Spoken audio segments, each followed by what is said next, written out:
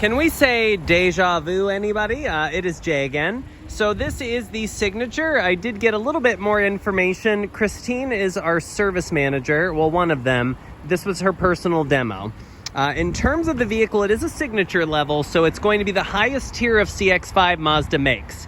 One giveaway is if you look at nearly every CX-5, you're going to see they all have the plastic clad at the bottom. This does not. This is all painted in blue, which does offset it. This one also has the side rails at the top, which kind of give it a nice sort of oomph, rugged look, if you would.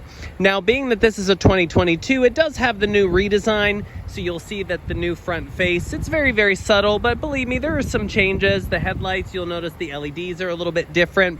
I'm going to point out a couple different features because there's quite a bit on this.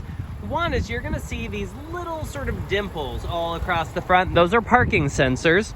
And if I go up to that big front emblem I pointed out in the other video for the safety features and look down, you're now going to see that there's a camera up there in the front, which I'll get to here in a second.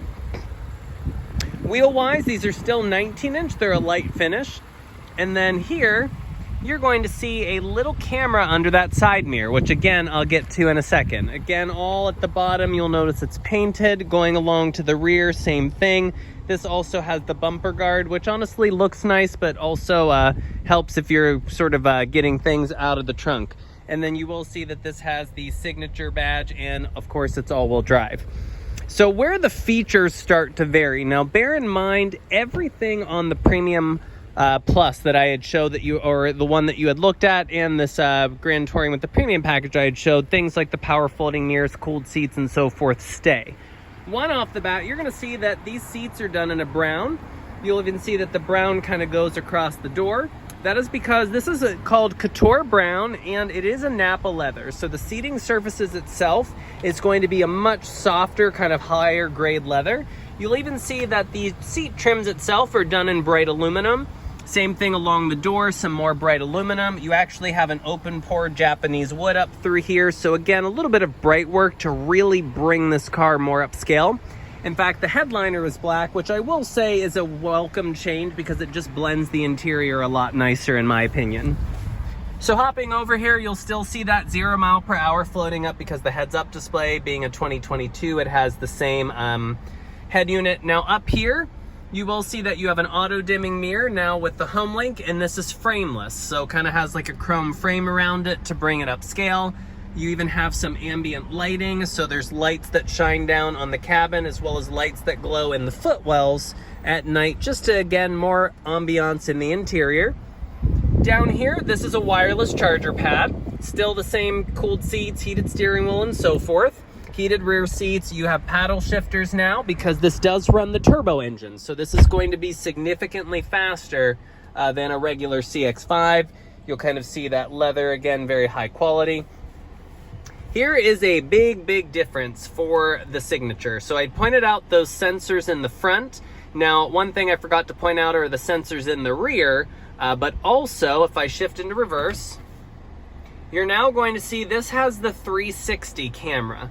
So here is a top-down view, and then that is my backup camera. But what I want to pay attention to is you'll see in front of me is a white CX-5, a space, our building, our sign, and a black CX-50.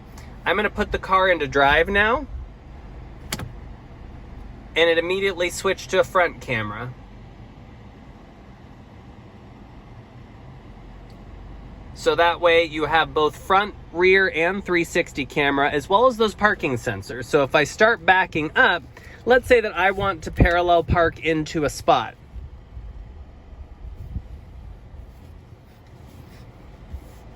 So I'm just doing this for demonstration purposes. You'll see me lining up with those lines. I'm just gonna go back and then just do an actual park job so you can see that 360 in action.